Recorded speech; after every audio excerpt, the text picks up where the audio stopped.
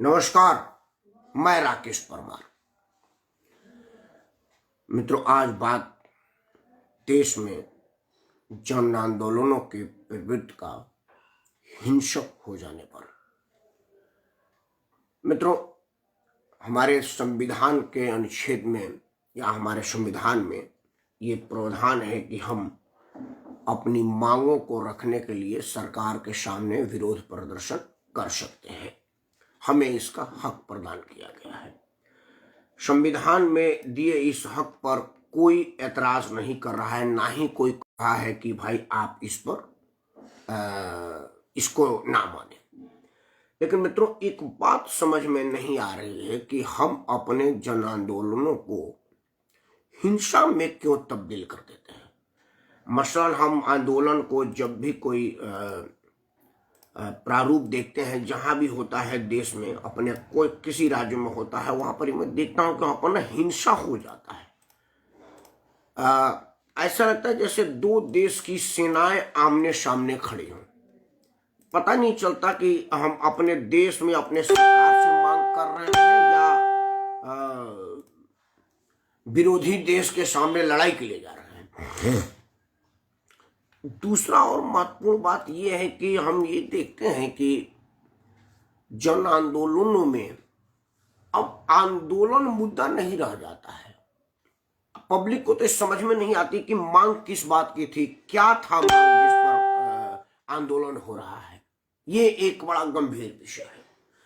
जैसे आपको पता होगा, पिछले 2 दिन से किसान अपनी मांग को लेकर के दिल्ली की सीमा के पास डटे हुए हैं। हालांकि आज वो पुलिस की सारी व्यवस्थाओं को धत्ता बताते हुए दिल्ली में प्रवेश कर गए। उनको दिल्ली में आने की इजाजत मिल गई। अब इजाजत मिल गई, ये कोई सदा मतलब ये कोई बड़ी घटना नहीं। घटना ये है कि पंजाब से आते हुए उन्होंने पंजाब, हरियाणा, उसके बाद दिल्ली, 2 देश के प्रदेश के सरकारों को छकाते हुए, उनके पुलिस की व्यवस्था को धत्ता बताते हुए दिल्ली में प्रवेश कर गए। इसमें तो वो चीज बहुत गंभीर है। आंदोलनकारियों के पास खालिस्तान समर्थक नारा, खालिस्तान समर्थक बैनर और कई तरह के आपत्तिजनक सामग्री वो बैनर और होल्डिंग के रूप में लेकर के चल रहे हैं। ये एक अत्यंत ही चिंता योग्य विषय ही, अत्यंत ही विचार योग्य है कि आखिर जन आंदोलन में किसी भी चीज की मांग में हमको कोई ऐसी सामग्री की क्या आवश्यकता पड़ गई जिसे हम देश विरोध के रूप में इस्तेमाल करें। हमको आखिर इसकी क्या जरूरत पड़ गई जो हम उसको देश के विपरीत के लिए काम करें। आज आंदोलन कांग्रेस पार्टी समर्थन दे रहा है कि नहीं दे रहा है, इस विषय से ऊपर है। आज आंदोलन का विषय मैं ये नहीं रखा हूं कि उसमें किसानों की मांग किस विषय पर है, वो सही मांग है कि गलत मांग है। मेरा ये विषय नहीं है, क्योंकि उस पर चर्चा हो चुके हैं और हमारे देश के बहुत सारे विद्वान लोगों ने इस विषय पर चर्चा किया हुआ है। मुझे नहीं लग रहा कि मुझे इसमें और कुछ करना है या मैं कुछ और कर पाऊंगा या मैं इसमें कुछ नया चीज बता पाऊंगा। नहीं, मैं ऐसा नहीं बता सकता, क्योंकि ये जो विषय है मेरा, वो ये विषय है कि हिंसा का इस्तेमाल क्यों हो रहा है। ये जो अभी आंदोलन है और इसके पहले जो शाहीन बाग वाला आंदोलन था, वो दोनों की प्रारूप का मैं थोड़ा बहुत तुलना आपको करूं। इसके पहले जो मेरे सामने दिल्ली में पहला आंदोलन आया, मैं उस पर एक बार रोशनी डालना चाहता हूं। वो आंदोलन थी आरक्षण के विरोध में, जब माननीय विश्वनाथ प्रताप सिंह की सरकार थी और उन्होंने आरक्षण को मंडल कमीशन का रिपोर्ट लगाया था। मेरे हिसाब से सबसे पहला जो मैं कोई जमीनी स्तर पर, मतलब जिसमें मतलब ये पुलिस के आंसू गैस, टीयर गैस, जो हम लोग बलिया उलिया में देखे हैं, तो पुलिस हो की लाठी ली और हम लोग भागे, ये सब हमने देखा हुआ है। लेकिन हमने कोई आंसू उसूं गैस का नहीं देखा था कि पुलिस ऐसे नकाब पहने हुए, जालीदार टोपी पहने हुए वो आ रही है और दोनों ऐसा हो रहा है जैसे 2 देश के सेनाएं आ रही हो। ऐसा सत्य बात है कि मैं दिल्ली में ही देखा था मंडल कमीशन के विरोध में। वहां देखता था कि कभी मंडल कमीशन के विरोध में कोई बहुत बड़ी रैली हो रही है तो कभी मंडल कमीशन के पक्ष में कोई बहुत बड़ी रैली हो रही है। और अपना दुर्भाग्य था कि जो मेरा आवास था वो बिल्कुल उस जगह पर था जहां पर आंदोलन दोनों तरफ से हो रहे थे। तब बोट क्लब पर आंदोलन का छूट था। बोट क्लब जो प्रधानमंत्री राष्ट्रपति भवन से जो नीचे ढलान पर आता है, आप इंडिया गेट की तरफ जाते हैं तो दाहिने तरफ रेल भवन के बगल में बोट क्लब उसको माना जाता था। अभी वो एक तभी की स्थापित पुलिस चौकी है, आज भी कार्यरत है वो पुलिस चौकी। हालांकि आंदोलनकारियों को वहां से हटा दिया गया है। अब वहां पर प्रदर्शन का इजाजत नहीं है क्योंकि वो सुरक्षा कारणों से वो चूंकि संसद के बिल्कुल नजदीक था, इस वजह से हटा दिया गया इनमें। लेकिन तब भी उसमें मैंने इतनी गोलीबारी नहीं देखा। हालांकि तब भी आंदोलनकारी पुलिस पर पथराव करते थे। मैं अपनी आंखों से देखा हूं कि प्रदर्शन में शामिल कुछ लोग पुलिस पर पथराव करते थे और पुलिस पर बल प्रयोग किया और पुलिस ने आंसू गैस का गोला छोड़ा या और भी कई तरह के सख्त कदम उठाए हैं, वो एक विधा है। ये जो आंदोलन अभी किसान का चल रहा है और जिसकी मैं तुलना आपसे कर रहा हूं शाहीन बाग वाला, दोनों में समानता पर आज मैं बात कर रहा हूं कि समानताएं क्या थी। मित्रों, इनमें समानता ये है कि इसमें एक पंजाब में उभरता हुआ किसान संगठन है जो बहुत कम समय में अपनी छाप छोड़ा है और अपना संख्या बल बढ़ाया है और लोगों पर अपना प्रभाव जमाया है। ये बहुत ज्यादा मुझे चिंतित कर रहा है क्योंकि पंजाब अभी कई तरह की परेशानियों से ग्रसित है और हमने अभी अभी उसको खालिस्तान मांग से अलग किए हैं पंजाब के वहां पर लोगों के द्वारा। पंजाब ने वहां पर अपना एक सरकार चुना हुआ है और वो सरकार अच्छा काम करे बुरा काम करे वो एक अलग बात है, लेकिन वो एक लोकतांत्रिक तरीके से चुनी हुई सरकार है और लोकतांत्रिक तरीके से काम कर रही है, ये पक्का है। लेकिन हमें नहीं भूलनी चाहिए कि हमारा पड़ोसी मुल्क पाकिस्तान जो है वो हर बार हमारे देश में कुछ ना कुछ करते रहने के लिए अतातुर रहता है और हर वो मौके का तलाश करता रहता है जिसमें भुनाया जा सके। हमारे देश में अगर कोई विपदा आती है, कोई भूकंप आता है, कोई बाढ़ आता है, कुछ लोग बेघर हो जाते हैं, पाकिस्तान की ISI उनमें से उन बच्चों को बरगला फुसला करके अपने संगठन में शामिल करके उनको वापस आतंकवाद की ट्रेनिंग देती है। ऐसा हमने देखा है, सुना है, पाया है। जांच एजेंसियों ने ऐसा खबरें दी हैं हमारे सरकार को। उसके वजह से मैं ज्यादा चिंतित हूं क्योंकि शाहीन बाग में वो किसान संगठन लंगर का व्यवस्था किया था। मतलब वहां पर जो महीनों तक लोग बैठे हुए थे उनका खाने पीने की व्यवस्था आपने देखा होगा, वो सरदार जी लोग उसको करते थे। आज मैं उसी पर आपका ध्यान आकर्षित करता हूं कि अगर वो सब लोग किसान आंदोलन के लोग, किसान लोग जो कि शाहीन बाग में भोजन का व्यवस्था किए थे, वो वही लोग यहाँ पर भोजन की व्यवस्था अगर कर रहे हैं तो ये चिंता का विषय है। क्योंकि शाहीन बाग में CAA और NRC में किसान का क्या मतलब, क्योंकि वो तो किसान का इशू नहीं था। जो किसान आंदोलन के लोग शाहीन बाग वाले लोग को भोजन मुहैया करा रहे थे और अपना समर्थन दे रहे थे। वीडियो पे भी है, कोई ये सरकार का हिडन में नहीं है कि उसमें कहीं कोई छुपी बात है, उनमें वीडियो पर है कि वो लोग कहे थे कि जी हम यहाँ इन लोगों के साथ इनके समर्थन में हैं और हम इनका भोजन का व्यवस्था करेंगे। ये उन लोगों ने कहा है इस बात को।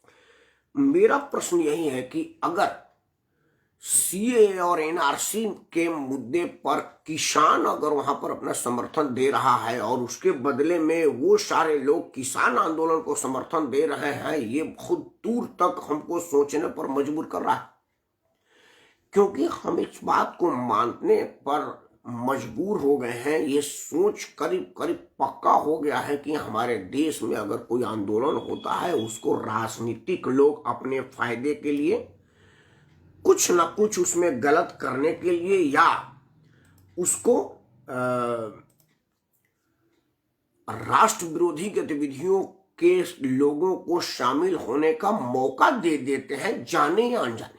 मैं इस चूंकि ये कंफर्म नहीं कर सकता क्योंकि हमारे भारत की सारी राजनीतिक पार्टियों पर मैं देशद्रोह का सीधा सीधा इल्जाम लगाऊं ये उचित बात नहीं है। लेकिन कई बार होता है ना कि आप चाहते कुछ और है, हो कुछ और जाता है आपके बियॉन्ड द कंट्रोल।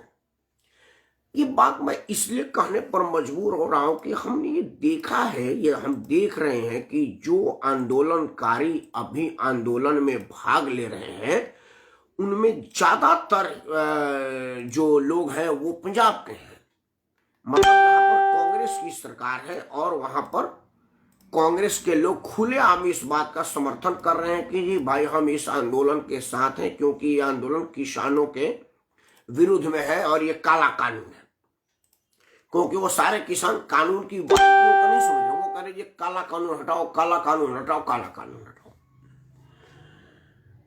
आज जब दिन भर समाचार चैनलों पर चला, कांग्रेस के ऑफिशियल प्रवक्ताओं से समाचार वालों ने पूछा कि भाई अगर ये किसान विरोधी आंदोलन है तो ये तो समस्त भारतवर्ष के किसानों को प्रभावित करेगा, तो सिर्फ वहीं के किसान क्यों उग्र हो रहे हैं जहां पर कांग्रेस की सरकार है। तो आनन फानन में यूपी पश्चिम में 10-15 किसानों को या तो वहां से बुलाया गया या इन्हीं किसानों में से वहां पहुंचाया गया, क्योंकि वो सबके पास गाड़ी है, आने जाने का व्यवस्था है।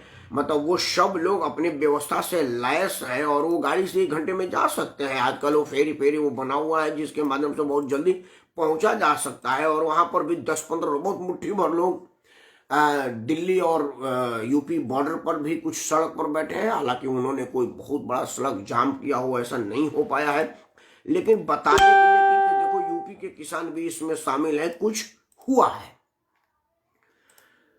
अब आते हैं इसके समर्थन का। जब किसान आंदोलन हुआ उसमें जितने राजनीतिक दल भारतीय जनता पार्टी के विरोधी हैं वो सब के सब लोग इस किसान बिल के विरोध में खड़े हैं, और जो भारतीय जनता पार्टी के समर्थक दल हैं वो इसके पक्ष में खड़े हैं। इससे ये साबित होता है कि राजनीतिक दल के लोगों को किसान बिल की या तो समझ नहीं है या उनको इससे कोई मतलब नहीं है। उन्हें मतलब है अपनी राजनीति से, हम एनडीए के साथ हैं तो फिर इस बिल के साथ हैं, और हम एनडीए के विरुद्ध में हैं तो इस बिल के विरोध में हैं। मतलब हम किसान के सहारा लेकर के एस्टेब्लिशमेंट को अस्थिर करने की साजिश कर रहे हैं। मैं ऐसा इल्जाम क्यों न लगाऊं, क्योंकि अरविंद केजरीवाल भी किसान आंदोलन पर चर्चा कर रहा है। जहां दिल्ली में खेती नहीं है तो किसानी कहां से? अरविंद केजरीवाल पंजाब में, हरियाणा में, उत्तर प्रदेश में, महाराष्ट्र में, बिहार में या ऐसे बड़े राज्यों में राजनीतिक में कोई हैसियत रखता, 2-3% भी वोट पाता तो कहा जाता है भाई 2% लोग इसके चाहने वाले हैं जो इसको समर्थन दे रहे हैं और इसकी बात मान रहे हैं। लेकिन वहां तो ये भी नहीं है ना, कहीं पर भी वो नोटा से ज्यादा वोट प्रतिशत मिल रहा है, तो किस अधिकार से बयान दे रहा है कि ये गलत है और इस पर चर्चा होनी चाहिए। मैं एक भारत का स्वतंत्र नागरिक हूं, चूंकि मेरी कोई सियासी खूंटा नहीं है इसलिए मेरे बात का प्रामाणिकता है, लेकिन अरविंद केजरीवाल का बात का प्रामाणिकता नहीं है, क्योंकि वो तो राजनीतिक लाभ के लिए बोल रहा है। मित्रों, मैं ये बात आज इसलिए कह रहा हूं कि हमारी खुफिया एजेंसियां कहाँ है, वो क्यों नहीं इस मुद्दे को जांच करके हमारे सरकारों के सामने रख रही है या उन लोगों की धरपकड़ कर रही है। क्योंकि मैं सुना हूं कि ये जो आंदोलन वगैरह होता है तो हमारी खुफिया एजेंसी सादी वर्दी में, बल्कि उस आंदोलनकारी के रूप में उसमें शामिल होकर के खुफिया जानकारी इकट्ठा करती है और वो सरकार को पहुंचाती है। ये सरकार भी खुफिया एजेंसियों को खुली छूट दी है, क्योंकि इस सरकार ने हमारे जांच एजेंसियों का हाथ बांधा नहीं है, और बांधा नहीं है तो हमारा हाथ खुला हुआ है। हमारे एजेंसियां बिल्कुल निष्पक्ष और स्वतंत्र रूप से काम कर रही है, ऐसा मेरा मानना है। ऐसा मानना है तो फिर ये एजेंसियों को वो चीज पता क्यों नहीं चली जिसकी वजह, जो हम लोग पूछ रहे हैं, जो हम लोग बात कर रहे हैं, तो हमारे सरकारों को तो ये बात पता चल गई होगी ना। हमारी सरकारों को अगर ये बात पता चल गया है तो क्यों अब तक लापरवाही बरती जा रही है और उन लोगों को उसमें से धरपकड़ नहीं की जा रही है या उनको गिरफ्तार नहीं किया जा रहा है जो लोग आंदोलन के आड़ में देश में दंगा भड़काने का काम कर रहे हैं या एस्टेब्लिशमेंट को स्थिर करने का काम कर रहे हैं। अगर ऐसा नहीं है तो सरकार क्या कर रही है ये सरकार बताएगी। लेकिन मेरा ये जरूर मानना है कि आज के दौर में जब हम लोग इस देश में कई तरह की समस्याओं से ग्रसित है और राजनीतिक दल अपनी करीब मेरा अपना मानना है कि करीब राजनीतिक दल के लोग अपनी विश्वसनीयता खो चुके हैं, क्योंकि वो किसी हद तक जाने को तैयार है। अगर ऐसा कुछ है तो ये एक अलग तरह का समस्या है, क्योंकि हमने देखा है कि राजनीतिक ऐसी मर्यादा थी जहां राम मनोहर लोहिया जी अगर किसी बात का विरोध कर देते थे तो पंडित जवाहरलाल नेहरू जब पार्लियामेंट खत्म होता था तो या तो उनके घर जाते थे या संसद भवन वाले ही उनके कार्यालय में स्वयं जाकर के कहा करते थे कि राम मनोहर ये तुमने क्यों किया, इसका क्या मतलब था। और राम मनोहर लोहिया जी उनको बताते थे निजी तौर पर कि भाई इसका ये मतलब है और ये इसका ये वजह था जिसकी वजह से मैंने तुमको ये बात कहा था। और पंडित जी अपने सारे सिपा सलारों और सलाहकारों को धत्ता बताते हुए वो बात मान लेते थे जिसको राम मनोहर लोहिया जी कहते थे। संसद में राजनीतिक वजहों से बेशक वो उस बात को कोट ना करते हो, लेकिन वो मान लेते थे हमारे यहाँ पक्ष विपक्ष की इस तरह की सामंजस्य थी, क्योंकि उन सब लोगों का असली वजह तो राष्ट्रहित ही था। आज के तारीख में क्या हुआ है कि राष्ट्र जाए भाड़ में, राजनीतिक हित पहले है। अगर राजनीति कहीं नहीं हमको फायदा पहुंचा रहा है तो वो फिर हमारे लिए किसी काम का नहीं। हम देख रहे हैं कि किसी मुद्दे पर आंदोलनकारी लोगों को ये बात ही पता नहीं चलता कि असल में आंदोलन हो किस बात पर रहा है। और आंदोलनकारियों से आप पूछिए कि क्या हो रहा है तो आजकल एक नया शब्द चला है, काला कानून। वो चाहे सीए एनसीआर का विरोध हो, सीए का विरोध हो, या अभी किसान आंदोलन का विरोध। किसान के 3 बिल आए हैं, तीनों बिलों की प्रारूप छोड़िए, उसकी प्रस्तावना तक भी उन लोगों को पता नहीं है। तो ये मैं कैसे मान लूं कि उस भीड़ में जितने लोग आए हुए हैं वो सबके सब किसान आंदोलन के वजह से आए हुए हैं। भाई हम आंदोलन तब करेंगे जब मुझे पता होगा कि ये जो चीज मुझ पर नाफिज की गई है वो हमारे लिए कितना नुकसानदायक है। जब उस चीज की मुझे जानकारी नहीं होगी तो मैं उस बात की मांग किस बात का कर रहा हूं कि ये गलत बात है। ये एक बहुत गंभीर विधा है। हमारे देश में आंदोलन का एक रूप बदल रहा है। मित्रों, प्रदर्शन करना हमारा कानूनी अधिकार है। संविधान हमको ये छूट देता है। यही प्रदर्शन करके हम अंग्रेजों को नाको चढ़ा दिए थे। शांतिपूर्ण प्रदर्शन से बड़े बड़े मसलों को हमने सुलझाया है। शांतिपूर्ण प्रदर्शन से हमने बड़े बड़े सरकारों को, हुकूमतों को झुकाया है। ये भी सत्य बात है। लेकिन अगर उस प्रदर्शन में हिंसक प्रवृत्ति कर ले तो हमने देखा है कि सबसे पहला नुकसान उस प्रदर्शन का हो रहा है, उस प्रदर्शन के कारणों का हो रहा है जिसके वजह से हम प्रदर्शन कर रहे हैं। वही मुद्दा ही खत्म हो जा रहा है। ये बात हम सब लोगों को विचार करना होगा। दूसरा और सबसे अंतिम बात यह है कि मैंने कल भी कहा था और आज भी कहा है कि जब ग्राम प्रधान से लेकर के प्रधानमंत्री तक हमने अपना ही आदमी चुना हुआ है, हमारे ही चुने हुए जनप्रतिनिधि हैं, तो फिर हमको मांग करने के लिए पुलिस बैरिकेडिंग को समुद्र में, नदी में, नालों में फेंकने की क्या आवश्यकता है? मतलब हमने जिनको चुना है वो गलत चले गए, या वो चले जाने के बाद अपनी पार्टी हित और पार्टी लाइन से आगे आपकी बात नहीं सोच रहे हैं? अगर ऐसा है तो क्या इस समय एक मांग की आवश्यकता नहीं है कि हम मांग करें कि भाई हमें राइट टू रिकॉल दिया जाए, क्योंकि हमने जो जनप्रतिनिधि भेजा था वो हमारा बात नहीं कर रहा है और हमको अपना बात करने के लिए स्वयं सड़क पर आना पड़ रहा है। तो ये एक जायज मांग होगी और इस बात के लिए अगर कहीं कोई प्रदर्शन करने की जरूरत है तो मैं पहले पंक्ति में खड़ा रहूंगा, मुझ पर आंसू गैस चले या सीधे बुलेट चले।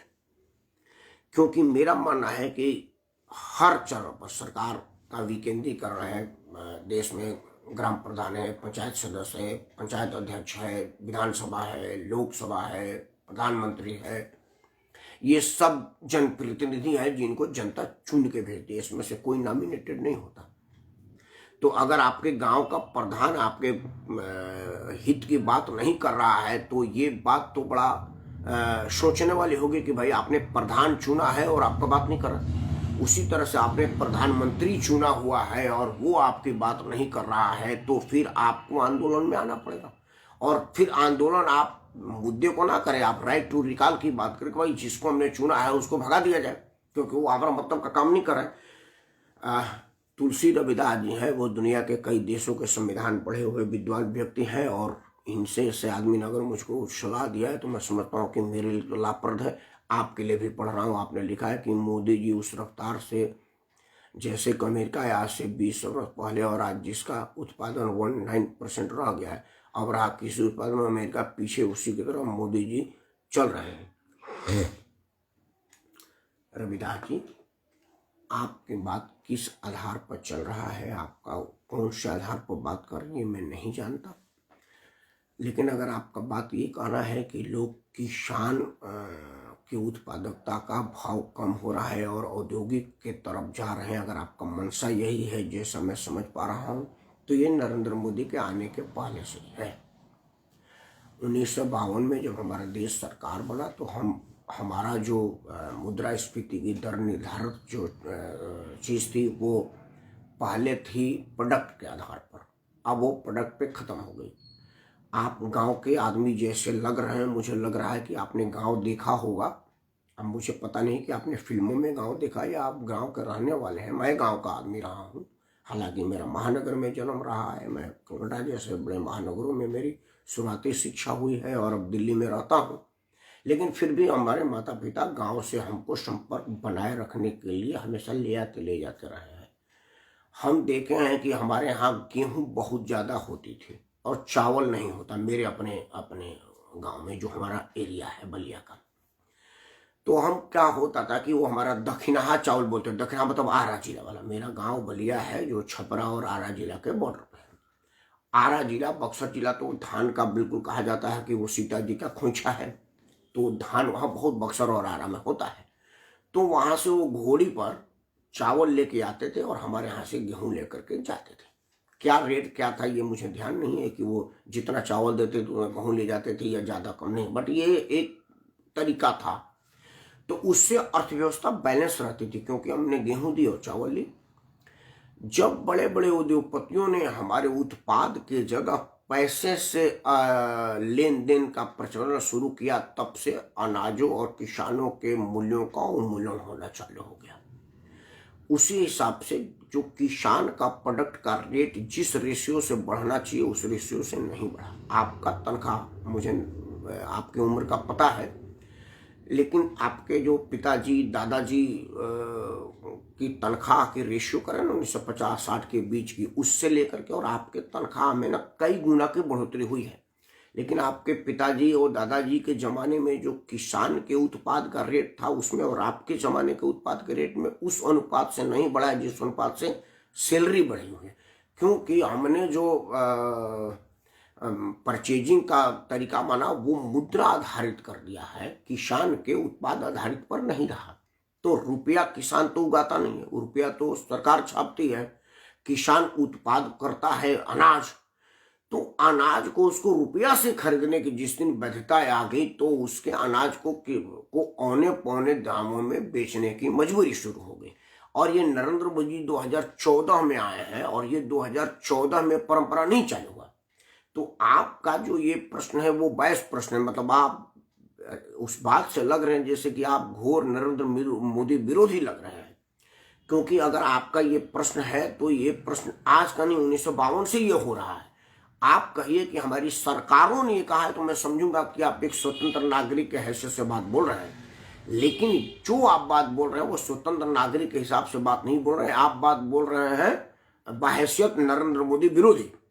लेकिन आपका जो प्रश्न है वो जायज है, लेकिन उसको मोदी से रिलेट करना नाजायज है। मतलब फैक्ट सत्य में अर्ध सत्य बोल रहे हैं। आपने दूसरा लिखा है कि किसानों पर पानी फेंकना, बल प्रयोग करना अच्छी बात है क्या? एक कृषि प्रधान देश में आज जहां 70% जो में पुलिस बैरिकेडों को उठा करके नाले में फेंकना अच्छी बात है क्या? ट्रैक्टर से पुलिस के जवानों पर ट्रैक्टर चढ़ा देना अच्छी बात है क्या? पुलिस जो बैरिकेडिंग में चैन लेके घूम रही लगाई थी, उस चैन को छीन करके उसको घायल कर करके उस चैन को प्रदर्शन पर दिखाना कि ये वीर जवान है, इन्होंने हरियाणा पुलिस से चैन छीना है, ये उचित बात है क्या? आप इस प्रश्न का उत्तर दीजिए। एक ही तरफ से ताली नहीं बजता तुलसी रविदास, ताली दोनों तरफ से बजता है। किसान आंदोलन में आए हैं, पुलिस सरकार का नुमाइंदा होता है। अगर पुलिस ने कहा कि ये लाइन है, इसके आगे नहीं बढ़ना है, तो अगर आप बढ़ रहे हैं तो आप बल प्रयोग को आमंत्रित कर रहे हैं। आप पर बल प्रयोग होना ही चाहिए। आपको मांग करनी है तो आप वहीं धरने पर बैठ जाइए कि भाई मैं अब इसके आगे नहीं रह रहे तो मैं अब नहीं जाऊंगा, क्योंकि आपका आंदोलन उस पुलिस वाले के विरुद्ध तो है नहीं। क्योंकि आपका आंदोलन जिसके विरुद्ध है वो पुलिस वाला उसका बेटा नहीं है। पुलिस वाला उसी किसान का बेटा है जो किसान आंदोलन के लिए आया हुआ है। क्योंकि मुझे उन पुलिस वालों में के तो पता नहीं क्यों सबके पिताजी के नाम क्या है, लेकिन ये मुझे मालूम है कि नरेंद्र मोदी की तो बच्चा ही नहीं है, और जो कृषि मंत्री जो है उनका बेटा सिपाही में नहीं है। अभी आंदोलन नरेंद्र मोदी और कृषि मंत्री के विरुद्ध में है ना भाई, क्योंकि बिल कृषि मंत्री लाए हैं और नरेंद्र मोदी प्रधानमंत्री के नाते उच्च सिंहासन पर है। अगर आप राष्ट्रपति जी को भी इस मामले में लेना चाहते हैं, क्योंकि शायद उन्होंने कहा था, तो वो वकील थे और मैं बहुत बढ़िया से उनको जानता भी था, हमारे तो मतलब सेम प्रोफेशन के आदमी हैं, और मैं उनको इसके पहले से भी बहुत बार मिला हुआ था, क्योंकि वो भारतीय जनता पार्टी के कई मुकदमों में आते जाते रहते थे। विस्तृत जानकारी उचित नहीं है, चूंकि अब वो महामहिम हो गए हैं। उनके बेटे बेटी को मैं जानता हूं, उनके बहू को भी बहुत बढ़िया से जानता हूं, मेरा निजी संबंध उनके साथ है, वो लोग भी सिपाही में नहीं है। तो अब ये कंफर्म हो गया ना कि जो आंदोलनकारी लोग सरकार के विरुद्ध आंदोलन कर रहे हैं, उस सरकार में से किसी भी नुमाइंदा का बेटा उस धूप में खड़ा या बरसात में या सर्दी में खड़ा होकर के उनको नहीं रोक रहा है। मतलब उन्हीं किसान और उन्हीं गरीब का बेटा पुलिस और सिपाही में भर्ती होता है, जिन पर वो सब लोग अपना बलियो प्रयोग कर रहे हैं। किसान पर पानी का बौछार करना गलत बात है, तो किसानों का पुलिस पर प्रहार करना भी गलत बात है। आज चर्चा यही तो मैं कर रहा हूं कि आंदोलन हिंसक क्यों हो जा रहा है, किस बात का, ऐसी क्या मजबूरी हो जा रही है कि आंदोलनकारियों को पत्थरबाजी करने पर मजबूर होना पड़ रहा है, या वो किसी के हाथ के खिलौना बन चुके हैं, वो पत्थर मारने पर मजबूर हो रहे हैं, या आंदोलनकारी के भेष में कुछ देश विरोधी ताकतें घुस रही है और वो पथराव कर रही है। ये सोचने का विषय है। दूसरा क्या है कि जो प्रदर्शन होता है, जो आंदोलन होता है, उसका जो नेतृत्व करता है वो उसकी जिम्मेवारी होती है। बिहार प्रांत के एक सांसद सदस्य हुआ करते थे आनंद मोहन, आपने नाम सुना होगा आनंद मोहन का। आनंद मोहन एक आंदोलन का नेतृत्व कर रहे थे। वो भीड़ रेलवे फाटक पर तत्कालिक जिला मजिस्ट्रेट की गाड़ी को देखी और वो उग्र भीड़ ने उनकी गाड़ी को पलट दिया, जिसमें उनके उसमें बैठे जिलाधिकारी महोदय का मौत हो गया। आनंद मोहन तब उस घटनास्थल पर भी नहीं थे, बल्कि वो उस लाइन पर भी नहीं थे, वो अलग किसी लोकेशन पर थे। लेकिन चूंकि वो आंदोलन आनंद मोहन का आंदोलन था, आनंद मोहन के काल पर बुलाई गई आंदोलन थी, इसीलिए अदालत ने आनंद मोहन को आजीवन कारावास 302 के अंतर्गत दिया है, जिसमें वो बंद है। आज भी आनंद मोहन जेल में सजा काट रहे हैं, उस सजा का जिन्होंने उन्होंने किया ही नहीं था। ये है भीड़ का कानून कि अगर आप नेतृत्व कर रहे हैं तो उस भीड़ की अच्छाई भी आपको मिलेगी, बुराई भी आपको मिलेगी। तो वो जो नेता लोग हैं, जो लोग वहां पर प्रदर्शन का नेतृत्व कर रहे हैं, उनकी जिम्मेदारी बनती है कि पुलिस वालों पर हमला ना किया जाए, क्योंकि पुलिस वाले हमला नहीं करती। पुलिस की बैरिकेडिंग जब भीड़ तोड़ती है तब जाकर के पुलिस बल प्रयोग करती है। क्योंकि अपने 50 वर्ष की उम्र में मैं आंदोलनों में ही आना जाना, कभी समाज के हैसियत से, कभी कुछ रिपोर्टिंग के हैसियत से, कभी कुछ जानने के हैसियत से, मतलब अपना आवास बेशक मेरा कहीं और हो, निवास लुटियन जोन में ही रहता है, जहाँ देश भर के आंदोलनकारी खड़े रहते हैं, बैठे रहते हैं, आंदोलन करते रहते हैं। क्योंकि हमारा दिन भर में 24 घंटा में कम से कम 4-5 घंटा तो जंतर मंतर पर रोज ही बीता। इस कोरोना काल के विभत्सा में भी हम जंतर मंतर जाना नहीं भूले। तो आंदोलन का प्रवृत्ति का मैं बहुत बढ़िया से वाकिफ हूँ। आपके इस प्रश्न का जवाब मैंने दे दिया। अगर आप संतुष्ट हो तो बहुत बहुत धन्यवाद, नहीं तो मेरे बात का समर्थन करिए कि भाई आंदोलन हिंसक क्यों हो रहा है, और अगर हिंसक हो रहा है तो ये चिंता का विषय है, और हम सब लोगों को इस पर चिंता करनी चाहिए कि आंदोलन के आड़ में कोई देश विरोधी गतिविधि वाले लोग तो नहीं न शामिल हो रहे हैं, और अगर हो रहे हैं तो लोकतंत्र के लिए अब इससे बड़ा शुभ दिन और इससे बड़ा डरने वाला कोई बात नहीं हो सकती। इन्हीं शब्दों के साथ मैं राकेश परमार आपसे विदा लेने से पहले एक बार प्रार्थना करता हूँ कि कोरोना अभी गया नहीं है। कोरोना के बचाव के जो उपाय सरकार ने बताए हैं या जो डॉक्टर बताए हैं, उसका आप अक्षरशः पालन करें। मुझे बहुत ज्ञान नहीं, क्योंकि ना तो मैं डॉक्टर हूँ, ना ही वैज्ञानिक हूँ, ना ही सरकार का अंग हूँ, लेकिन टीवी मीडिया समाचारों में मैं सुनता हूँ कि उसका उपाय का जो पहला उपाय है वो ये है कि आप एक सामान्य दूरी बना कर रखें, एक दूसरे के बीच बहुत ज़्यादा गैप हो कि आपकी श्वास उनके श्वास में ना मिले और उनकी श्वास आप तक ना पहुँचे, वो उचित दूरी बना कर रखें। अगर बहुत जरूरी इमरजेंसी ना हो तो अपने घरों से बाहर ना निकलें, और अगर घर से बाहर निकले तो बढ़िया और उच्च क्वालिटी का फेस मास्क जरूर पहने।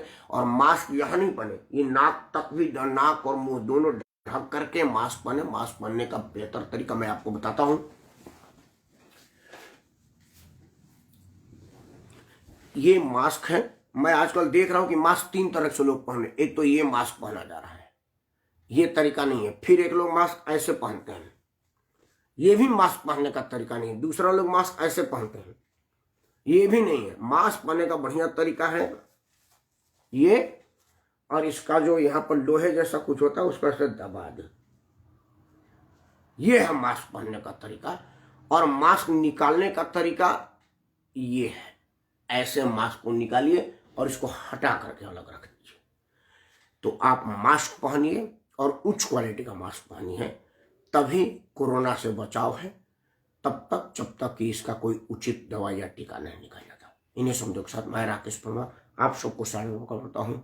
जय हिंद, वंदे मातरम।